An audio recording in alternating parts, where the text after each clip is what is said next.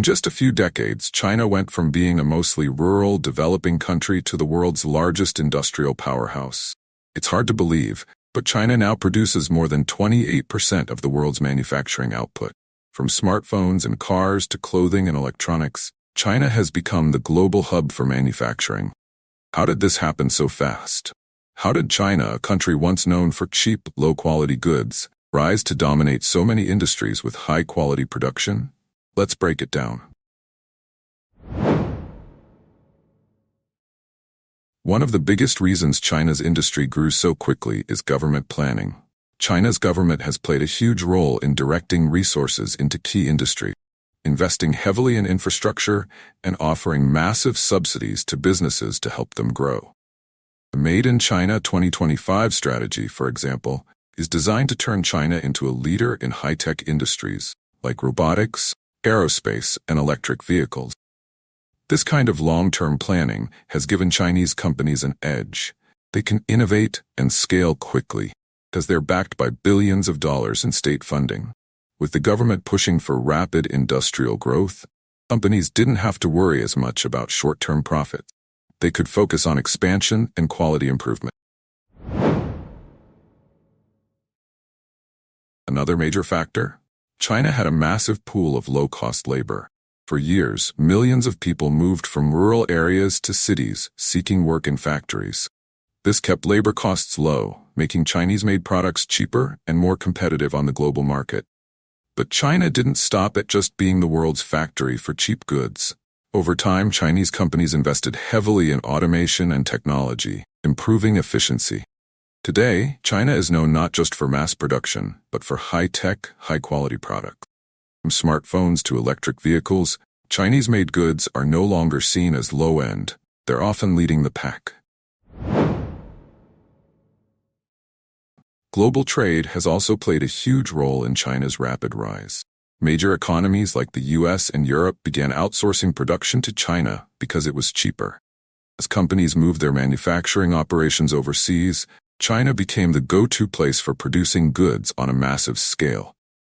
Multinational companies flooded into China, setting up factories and tapping into its cheap labor and efficient supply chains. This created a win-win situation. Foreign companies got lower production costs, and China gained the technology, expertise, and capital to build a more sophisticated industrial base. China didn't just stop at being the world's manufacturer. It's also become a leader in innovation. Government has poured money into research and development, encouraging companies to move up the value chain, from simple assembly to designing and creating cutting-edge products. China is now a major player in industries like AI, 5G technology, and electric vehicles. Companies like Huawei, Xiaomi, and BYD have become global giants. With billions of dollars invested in R&D, China is setting the pace in industries that will shape the future. But growing too fast also comes with risks. China's rapid industrial growth has led to major challenges. First, there's rising debt. Many Chinese companies have borrowed heavily to expand, and some are now struggling to pay off their debts. If these debts go unpaid, it could cause serious problems for China's financial system. Then there's the environmental cost. China's industrial boom has led to severe pollution and environmental damage. Air quality in many cities is poor, and the country faces serious challenges in managing water resources and industrial waste.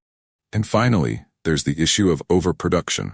Some industries, like steel and coal, have grown too big, producing more than the market needs. This has led to price drops and financial losses for many companies, forcing the government to step in and restructure entire industries. So what does all of this mean for you? Well, China's rapid industrial growth has had a direct impact on our personal finances. The rise of China as the world's factory has driven down the cost of many goods, from electronics to clothing, allowing consumers to get more for less. When you buy a smartphone or a laptop, there's a good chance it was made in China, or at least contains parts made there. But as China continues to grow, we could also see more changes. For example, as Chinese products become more advanced, they may no longer be the cheapest option. Wages in China are rising, and Chinese companies are moving into higher-end markets.